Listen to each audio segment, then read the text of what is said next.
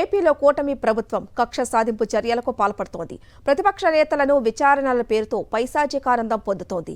తాజాగా చంద్రగిరి వైఎస్ఆర్సీపీ ఇన్ఛార్జ్ చెవిరెడ్డి మోహిత్ రెడ్డిని నిన్న రాత్రి బెంగళూరు ఎయిర్పోర్టులో పోలీసులు అదుపులోకి తీసుకున్నారు. అక్కడి నుంచి కర్ణాటక పోలీస్ స్టేషన్కు, ఆ తర్వాత ఎస్పీ పోలీస్ స్టేషన్కు కార్లలో తిప్పుతూ వేధింపులకు గురిచేశారు. అంతా చేసి చివరకు 41A నోటీసులు ఇచ్చి విడుదల చేశారు. అయితే పోలీసుల తీరుపై చెవిరెడ్డి మోహిత్ రెడ్డి ఆగ్రహం వ్యక్తం చేశారు. తన స్నేహితుడి పెళ్లికి దుబాయ్ వెళ్లేందుకు సిద్ధంగా ఉన్న తనను అక్రమంగా అదుపులోకి తీసుకున్నారన్నారు. తాను నిత్యం ప్రజల్లోనూ నియోజకవర్గాల్లో తిరుగుతున్నా లుకౌట్ నోటీసులు జారీ చేయడంపై ఆగ్రహం వ్యక్తం చేశారు. మే 14న ఎమ్మెల్యే పులివర్తి నాని దాడి ఘటనలో తన ప్రమేయం లేకున్నా, తాను ఘటనా ప్రదేశంలో లేకున్నా ప్రభుత్వం తనను అక్రమంగా ఆ కేసులో ఇరికించిందని మండిపడ్డారు. 50 రోజుల తర్వాత తనను A37గా చేర్చడంపై ఫైర్ అయ్యారు. తన ప్రమేయం ఉన్నట్లు నిరూపించేందుకు ఏ ఆలయంలో అయినా ప్రమాణాలకు సిద్ధమంటూ సవాలు విసిరారు. ఎన్ని వేధింపులకు గురి చేసినా తాము ప్రజల పక్షానే నిలబడతామన్నారు. పులివర్తి నాని గారు ఒక్కడే చెప్తున్నాం, చంద్రగిరి కాన్స్టిట్యున్సీ అనేది మీ సొత్తు కాదు. 1,00,000 ఓట్లు ప్రజలు మాకు ఇక్కడ ఓటేసి ఈ రోజు గెలిపించడం జరిగింది. మీరు ఇదొక్కటే కాదు, బుల్లెట్లతో కాల్చినా కూడా చంద్రగిరి కాన్స్టిట్యున్సీ నుంచి వెనకపోయే క్వశ్చనే లేదని కూడా మీకు ఇక్కడి నుంచి హెచ్చరిస్తున్నాం. తప్పకుండా మీరు చేసే భూదందాలు కావచ్చు, మీరు చేసే ప్రతి ఒక్కదానికి మేము ఎదురుగా నిలబడతాం. మా ప్రతిపక్షానికి, మా ప్రజలందరికీ కూడా ప్రతి ఒక్క దాంట్లో కూడా మేము కూడా వాళ్ళకి తోడుగా నిలబడతామని కూడా ఇక్కడ ప్రెస్ ద్వారా మీ ద్వారా తెలియజేస్తాం. మీకు స్విమ్స్ రిపోర్ట్లు, స్విమ్స్ అనేది సాక్షాతం భగవంతుడు ఆధీనంలో ఉండే ఒక సంస్థ. అలాంటి సంస్థలో మీకు ఒక చిన్న గాయం జరగలేదు, కార్ను మాత్రం కొట్టారని చెప్పారో చెప్పడం జరిగింది.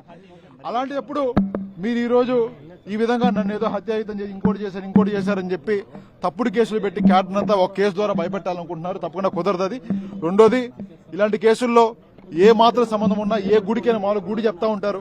నేను చెప్తున్నా కాణిపాకం ప్రతి గుడి మేము దేవుణ్ణి నమ్మే వాళ్ళం, మేము కూడా భక్తులం. తప్పకుండా ఏ గుడికైనా సరే, ఈ గుడి కాదు ఆ గుడి కాదు, ఏ గుడికైనా సరే నేను ప్రమాణం చేయడానికి సిద్ధంగా ఉన్నా.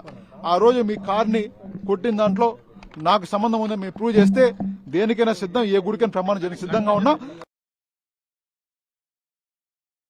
మా తిరుపతి రూరల్లో నుంచి మొత్తం 6 మండలాల్లో 20 రూపాయల నుంచి ప్రతి మండలంలో కనీసం అంటే ఒక 5 నుంచి 10 మంది వరకు సుమారు 100 మందిని ఈరోజు దాడి చేసి పులివర్తి నాని గారు కూడా చెప్పడం జరిగింది, మేము రాజకీయ సమాధి చేస్తామని చెప్పి. మీరు నిజంగా సమాధి చేయాలంటే మమ్మల్ని సమాధి చేయాలి, కానీ రాజకీయంగా సమాధి చేయలేరు. మేము ఉన్నంతకాలం అయితే ప్రజల కోసం పోరాడతాం, ప్రజల పక్షాన పోరాడతాం. మీరు ఇందే కాదు, బుల్లెట్లతో కాల్చినా కూడా వెనక్కి తీరే క్వశ్చనే లేదు. ఎంత దూరమైనా దీనికోసం పోవడానికి సిద్ధంగా ఉన్నాం.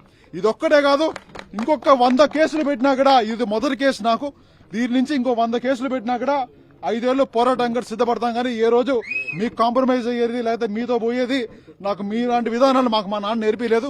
మా నాన్న నేర్పించింది అవసరమైతే పోరాడాలి, లేదా ప్రజలకు మంచి చేయాలని చెప్పి అదే బాట నడుస్తామని కూడా మీ అందరికి తెలియజేస్తున్నాను.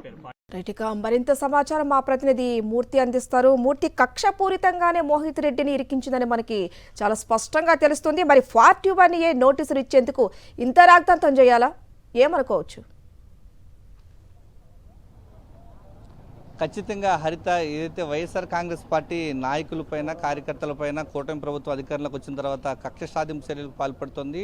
చంద్రగిరి వైఎస్ఆర్ కాంగ్రెస్ పార్టీ అభ్యర్థి చెవిరెడ్డి మోహిత్ రెడ్డి పైన 41C కింద నోటీసులు ఇవ్వడానికి లుకౌట్ నోటీసు ఇవ్వటం అనేది చాలా చట్ట విరుద్ధం. ప్రధానంగా సంఘ విద్రోహ శక్తులు, తీవ్రవాదులకు మాత్రమే ఈ యొక్క లుకౌట్ నోటీస్ అనేది ఇష్యూ చేస్తారు. ఈరోజు ఆయన నిన్న అర్ధరాత్రి బెంగళూరు నుంచి దుబాయ్కి ఆయన స్నేహితుడు వివాహానికి వెళ్తున్న సమయంలో ఒక్కసారిగా లుకౌట్ నోటీస్ జారీ చేసినటువంటి పోలీసులు, కర్ణాటక పోలీసులు అదుపులో తీసుకుని 4 గంటల విచారణ తర్వాత ఆయన్ని అదుపులోకి తీసుకుని ఈరోజు తిరుపతిలో ఉన్నటువంటి ఎస్వి యూనివర్సిటీకి అర్ధరాత్రి పూట తీసుకుని ఇక్కడికి ఉదయానికి 7 గంటలకు తీసుకొచ్చారు. ఈ క్రమంలోనే తనకు చట్ట విరుద్ధంగా జారీ చేసినటువంటి లుకౌట్ నోటీస్ పైన, ప్రధానంగా తప్పుడు కేసు పైన కూడా న్యాయ పోరాటం సైతం వెనుకాడబోమని చెప్తున్నారు. ఈ క్రమంలోనే తిరుపతిలో ఉన్నటువంటి ఎస్వి యూనివర్సిటీ ఎదుట శాంతియుత నిరసన శ్రీకారం చుట్టారు వైఎస్ఆర్ కాంగ్రెస్ పార్టీ శ్రేణులు.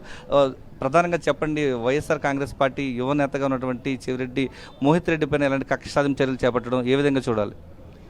ఆంధ్ర రాష్ట్రం రావణ కాష్టంలాగా తయారైంది.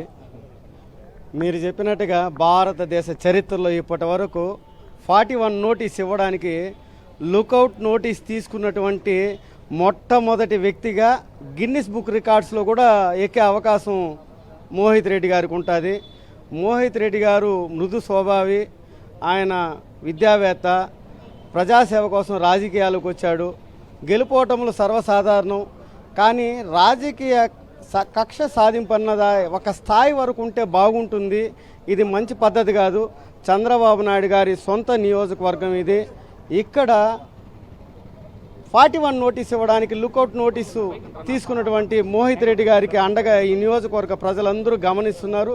ఇది నీచమైన చర్యని పోలీస్ యంత్రాంగం కూడా విధిలేని పరిస్థితుల్లో మేము ఇచ్చామని చెప్పుకునే దౌర్భాగ్య స్థితికి దిగజారినారంటే ఇక్కడ ప్రజాస్వామ్యం, రాజకీయ విలువలు ఇంత దౌర్భాగ్యంగా ఉన్నాయనేది నియోజకవర్గ ప్రజలందరూ కూడా ఆశ్చర్యంగా చూస్తున్నారు.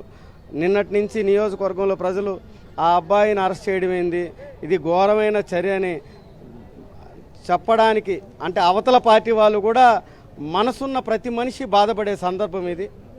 ప్రస్తుతం మనం చూస్తున్నాం శాంతియుత నిరసన ఏదైతే తిరుపతిలో ఉన్నటువంటి ఎస్వి యూనివర్సిటీ ఎదుట వైఎస్ఆర్ కాంగ్రెస్ పార్టీ చంద్రగిరి నియోజకవర్గ నాయకులు, కార్యకర్తలు పెద్ద ఎత్తున ఈ యొక్క ఎస్వి యూనివర్సిటీ ఎదుట ఉన్నటువంటి అంబేద్కర్ విగ్రహం వద్ద తన యొక్క నేత పైన తప్పుడు కేసులకు పెట్టినటువంటి పోలీసుల వైఖరి, ఇటు రాష్ట్ర ప్రభుత్వ వైఖరికి నిరసనగా ఈరోజు తమ యొక్క నిరసన గలాన్ని ఎస్వి యూనివర్సిటీ ఎదుట అంబేద్కర్ విగ్రహం ముందు శాంతియుతంగా నిరసన కొనసాగిస్తున్నారు. హరిత, థ్యాంక్ యూ మూర్తి.